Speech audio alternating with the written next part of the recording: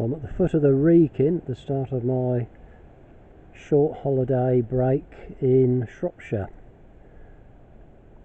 I'm going to be going up this road, and you can't see much because the Wrekin itself is in woodland here. I'll be going around up over the top and then coming back, hopefully if I get it right, down this track here straight back to the car.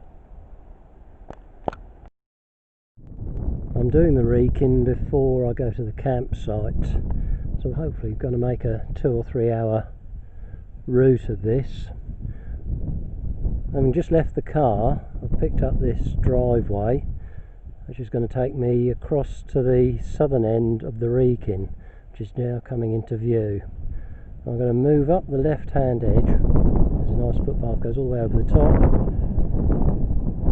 and then we'll descend. It'll just be out of view the other side of the trees, and then, all being well, I'll pick up some more woodland, which you can just see there, the other side of that car, and finish off in there back to the car, which is in the woods, you can see in the picture. Been going for about an hour and a half now, taking quite a leisurely route, very circuitous. See, it's now getting quite craggy, so we're getting very close to the top. Should be there in the next 5 minutes or so. When I get there, we'll have a pan around to see what the view's like. Now there's the summit of the Wrekin, standing just over 400 metres. It's funny, but it feels a lot higher than here. Just pan around. There's a lot of fairly flat land. I sort of think of the Wrekin as the northern outpost of the Shropshire Hills. Now we're going to wobble a bit as I turn.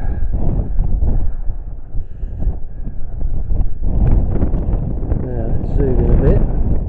And just down there there's a chimney, part of a factory, and just behind it on the trees the start of the Wenlock Edge, which disappears off into the far distance as I pan around to Craven Arms, which I think is about 15-20 miles. The high peak in the background there is Brown Clee.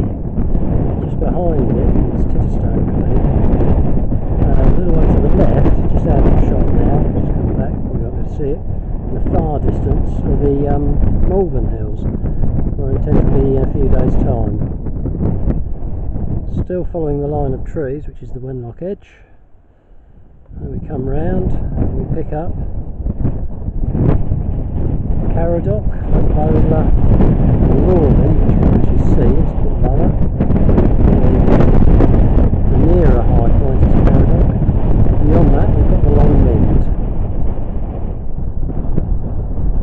And if we carry on around, in the distance there's a lot of bigger hills starting to appear as we look into Wales.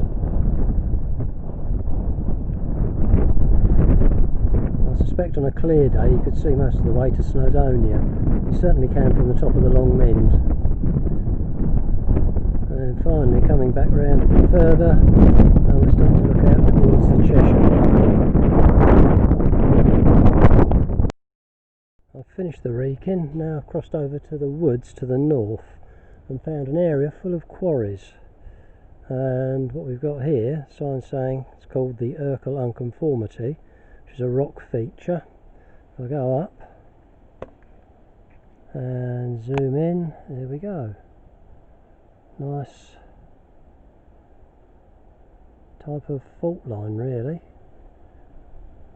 which has been quarried away as well.